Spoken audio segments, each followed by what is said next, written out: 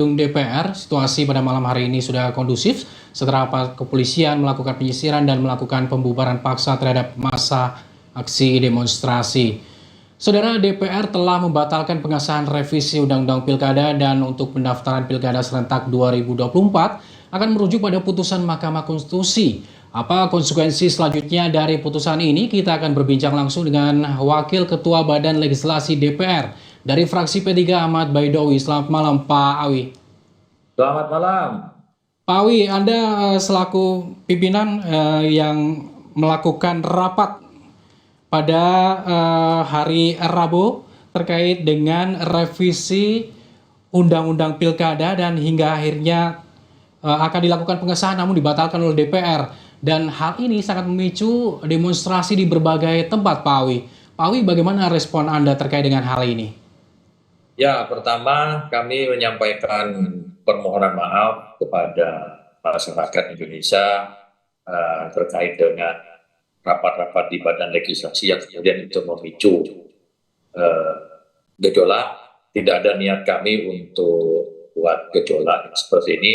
Yang dilakukan oleh DPR dalam hal ini Badan Legislasi mendapatkan penugasan membahas Undang-Undang RUU Pilkada, revisi Undang-Undang Pilkada, karena revisi Undang-Undang Pilkada ini sudah diusulkan sejak 11 November, sejak bulan November 2023 sudah menjadi usul inisiatif DPR dan ketika mau dibahas, surprise-nya sudah turun, terkendala dalam pelaksanaan pemilu. Kemudian ketika kemarin ada momentum putusan, baik MA maupun Mahkamah Konstitusi, dan ada niatan untuk melanjutkan pembahasan, ya sekalian dilanjutkan, dan itulah yang kemudian terjadi di Badan Legislasi. Dan perlu kami sampaikan bahwa kepemimpinan di DPR termasuk di Balik itu kolektif kolegial, bukan sendirian Ahmad Baidowi, tetapi melibatkan seluruh fraksi yang ada di DPR. Namun Pak Awi, persetujuan yang revisi Undang-Undang Pilkada ini dilakukan sangat cepat. Banyak tudingan dari berbagai pihak bahwa percepatan persetujuan dari revisi Undang-Undang Pilkada ini menjadi kebutuhan politik ataupun kelompok tertentu, Pak Awi. Tidak berpikir ke arah sana ya, karena kami hanya memikir urgensi terkait dengan tenggat waktu yang ada. Karena proses normalnya sebuah undang-undang itu setelah pembahasan, pengesahan, baru kemudian diundangkan, baru undang-undang itu bisa teraplikasi. Nah, sementara waktu yang ada itu tersedia makin sempit. Nah, karena itulah kemudian kita berpikiran jangan sampai nanti ketika memasuki tahapan pendaftaran itu ada problematika hukum yang membuat proses pendaftaran jadi bermasalah. Nah, dasar itulah kemudian pimpinan DPR itu menugaskan Badan Legislasi untuk melakukan pembahasan, dan tahapan-tahapan pembahasan undang-undang yang kami lakukan itu sudah sesuai dengan Undang-Undang 12 tentang Undang-Undang 12 2011 tentang P3, pengaturan tentang pembentukan peraturan perundang-undangan. Jadi begitu kira-kira yang terjadi di lapangan. Pak Awi, tadi DPR telah membatalkan revisi Undang-Undang Pilkada. Apakah ataupun pembatalan pengesahan revisi Undang-Undang Pilkada? Apakah karena unjuk rasa besar-besaran yang terjadi hari ini, dan apa langkah balik selanjutnya terkait dengan putusan ini? Ya, karena ini keputusan tertinggi tadi rapat paripurna membatalkan pengesahan karena salah satunya aspirasi yang berkembang untuk RUU ini tidak disahkan. Kemudian mayoritas fraksi juga tidak melanjutkan, terbukti dari anggotanya tidak hadir ke paripurna sehingga menyebabkan undang-undang ini batal untuk disahkan. Saya kira ini menjadi jawaban atas polemik yang ada. Terus kemudian apa yang akan dilakukan Badan Legislasi? Ya, kita tidak melakukan apapun. Tugas Badan Legislasi sudah selesai, tinggal melaporkan ke paripurna. Terus kemudian paripurnanya batal digelar, maka undang-undang batal disahkan. Undang-undang Pilkada tidak jadi atau batal disahkan.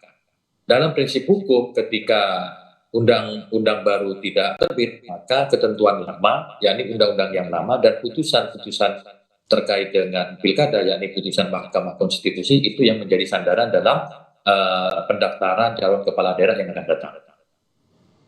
Pak Awi, ini pada hari ini batal disahkan, dalam artian batal keseluruhan revisi undang-undang ini yang akan dilakukan nanti adalah menggunakan putusan Mahkamah Konstitusi, atau nantinya setelah pendaftaran ini masih bisa kembali diajukan di rapat paripurna, Pak Awi? Kalau lihat dari sekuen waktu, hampir tidak mungkin adanya pengesahan undang-undang karena rapat paripurna terdekat itu bisa diagendakan hari Selasa. Sementara hari Selasa itu sudah masa pendaftaran calon kepala daerah.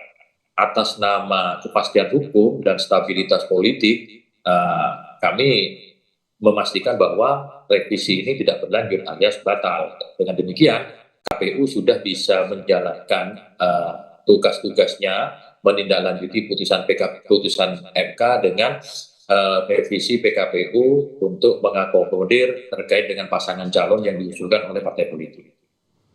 Artinya sudah tidak dapat dilakukan lagi pengesahan revisi Undang-Undang Pilkada ini, Pak Awi. Pak Awi, terkait dengan batas usia calon kepala daerah, saya ingin menanyakan mengapa Balik ini menolak menjalankan putusan MK dan memilih putusan MA, Pak Awi, sebelumnya? Yaitu fraksi-fraksi yang berpendapat seperti itu dengan logika dan pandangan hukum karena masing-masing putusan memiliki kekuatan dan kekuatan hukum di Mahkamah Agung itu dijelaskan secara eksplisit putusannya. Maka fraksi-fraksi dengan pendapat hukumnya masing-masing menyepakati itu. Jadi itu bukan keputusan Awi pribadi, tetapi keputusan semua fraksi yang dari DPR bersama pemerintah dan bersama DPD. Jadi kita sudah buka semua waktu itu, tetapi sekali lagi semuanya itu selesai berakhir ketika Undang-Undang Pilkada batal disahkan dan kembali ke ketentuan undang-undang yang lama dan putusan Mahkamah Konstitusi. Pak Awi, P3 adalah bagian dari Koalisi Indonesia Maju. Ada yang menilai revisi Undang-Undang Pilkada ini hanya untuk kepentingan Koalisi Indonesia Maju. Namun jangan dijawab dahulu, Pak Awi, kita akan lanjutkan usai jeda.